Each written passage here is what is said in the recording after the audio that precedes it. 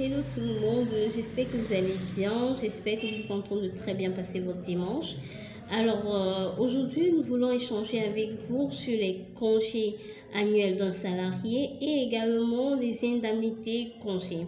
Il y a quelques jours, nous avons reçu et écouté un salarié d'une société de la place racontant son histoire suite au congé et nous avons décidé également d'échanger ça avec vous afin que vous ne puissiez pas tomber dans le même problème. Alors pour ceux qui ne me connaissent pas, je suis Léonie Fonkou, votre assistant en ressources humaines. Notre but ici est de vous aider à intégrer un monde professionnel et avoir un super départ. Alors bienvenue sur Solution Job RH.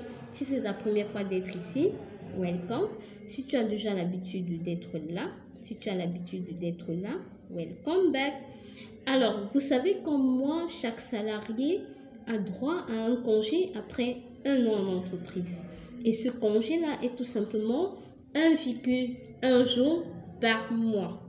Et par mois, fois les 12 mois, a droit à 18 jours au courant de l'année.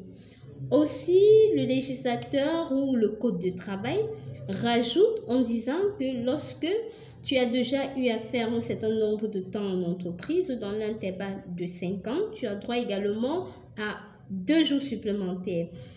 Et également, il rajoute aussi que les femmes salariées en entreprise qui ont des enfants de 0 à 6 ans ont également droit à 2 jours supplémentaires. Donc, si une dame a 3 enfants de 0 à 6 ans, elle a droit par enfant de 2 jours supplémentaires. Et ce que les salariés, ce que les patrons, en entreprise ne font pas. Quand ils le font tellement, ils te donnent tes 18 jours tout simplement. Pourtant, tu as d'autres droits. Alors, l'histoire dont je vous parlais tout à l'heure, c'est tout simplement un salarié d'une société de la place qui, au mois d'août, a voulu aller en congé. Dans son mois, selon le calendrier des congés dans son entreprise, il devrait aller en congé en août. Mais il décide, vu qu'il avait certaines choses à faire en octobre, il dit à son patron qu'il voudrait plutôt aller en congé en octobre. Mais il perçoit son indemnité congé en août dans son bulletin. Alors, avant le mois d'octobre, en septembre, il rédige une lettre à son patron pour l'informer tout simplement qu'il veut aller en congé.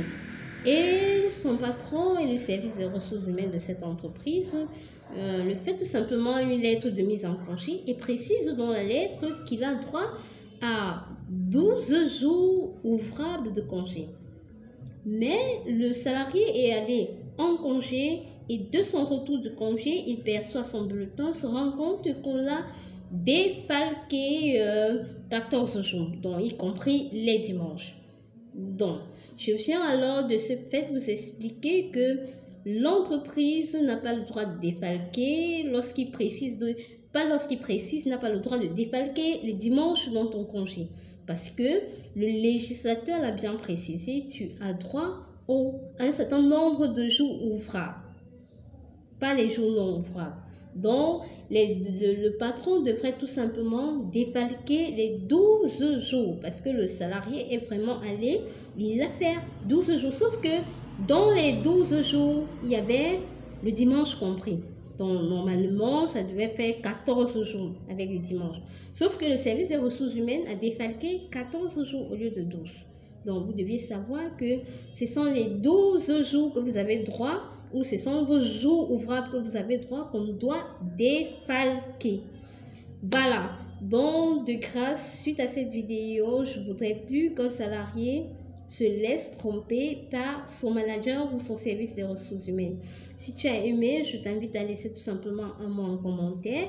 Et également, si tu as une histoire suite à tes congés, n'hésite pas, fais-nous tout simplement un mail ou encore nous laisser un message par WhatsApp afin que nous la racontons ici, afin que plusieurs personnes en bénéficient également. Sur ce, je vous souhaite tout simplement un très bon dimanche.